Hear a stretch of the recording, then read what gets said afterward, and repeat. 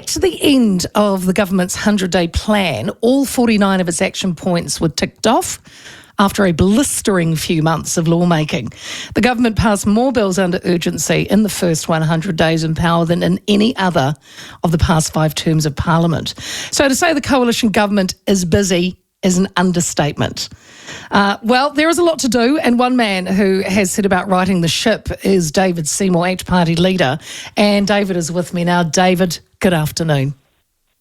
Hey, Leah, it's so good to hear you back on the radio. I mean, this is crazy, right? I mean, we used to talk a lot and then we had a bit of a break, and here we are again on a different platform, on the platform. Well, exactly. It's the right word, isn't it?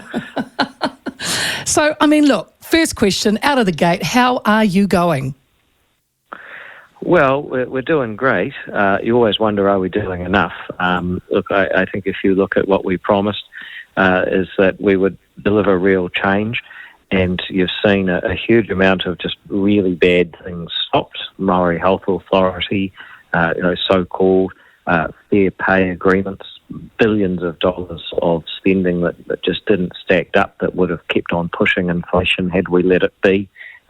You name it. You look at, paying for people to have pre-sentencing reports, effectively sold stories for convicted criminals to reduce their sentences. Taxpayers not paying for that anymore. Maybe we start supporting victims instead. So, I think we can honestly say that we are delivering on what we promised. And I look at this latest quarterly plan that Chris likes to put out for us all.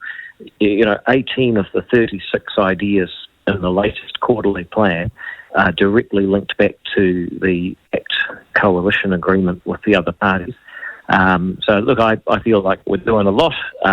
Remains to be seen if we're doing enough, because there's some pretty tough headwinds in the economy. And I think New Zealand is a multicultural, first world island paradise society. We're up against it. Well, yeah, and David, you did say, and I know this having worked very closely with you.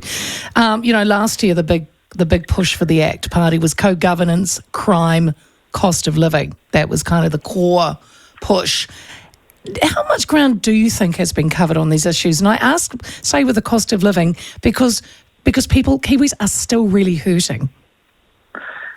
No question. And you see inflation 4.7 last quarter, forecast to be 4 this quarter, down from a peak of around 7, but 4 is still high, still much higher than the target, assuming it is 4 on Wednesday.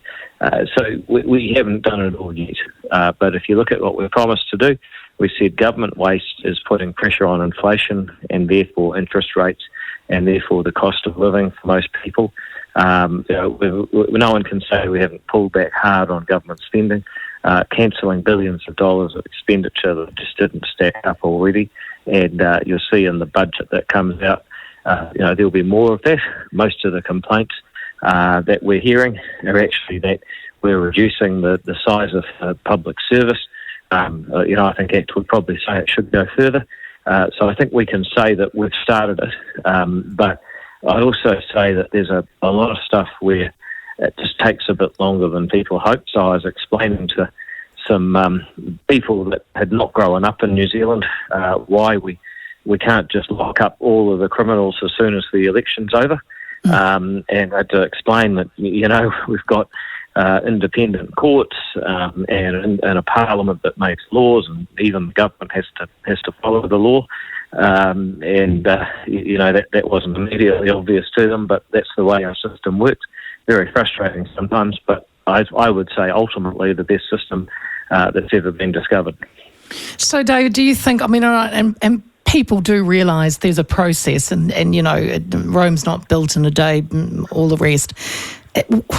I think I'm asking, when are we in the next year, sometimes if you listen to Nicola Willis, it's, this whole term, this 3 years, things are still going to remain quite hard, which doesn't give you great hope when you're listening. No, and I can understand that, but I think the truth is that we were put in one enormous hole, and if you look at what we're now doing as a government, we're kind of just starting to start doing what the rest of New Zealand households and businesses have been doing for nearly 2.5 years. The cost of living crisis really started at the end of 2021. The government kept spending as though nothing had changed, and now we face a lot of inflation. So if you look at the cops and their pay, there's no one in Canada that doesn't want to pay cops a lot more. I think the frontline cops are some of the greatest New Zealanders, certainly the ones I deal with around my home area. Yet, we also know we've got teachers to negotiate with later in the year, and everyone thinks they should get more too. So, just about every area of government is still facing inflation. We've also got areas like the school lunches where, Labor, like every government, they budget for a 4-year period. But they actually only funded the school lunches for year 1 and 2. We're now going into year 3 and 4 from 2025, 2026. They didn't put aside any money for school lunches, so I'm actually here to save them, ironically enough, by finding money elsewhere. So we are facing some real headwinds, and I guess it'd be easy to give people hope or just borrow a few billion more. But let's be honest, we got left in a massive hole, and we're climbing out of it, and it's pretty tough.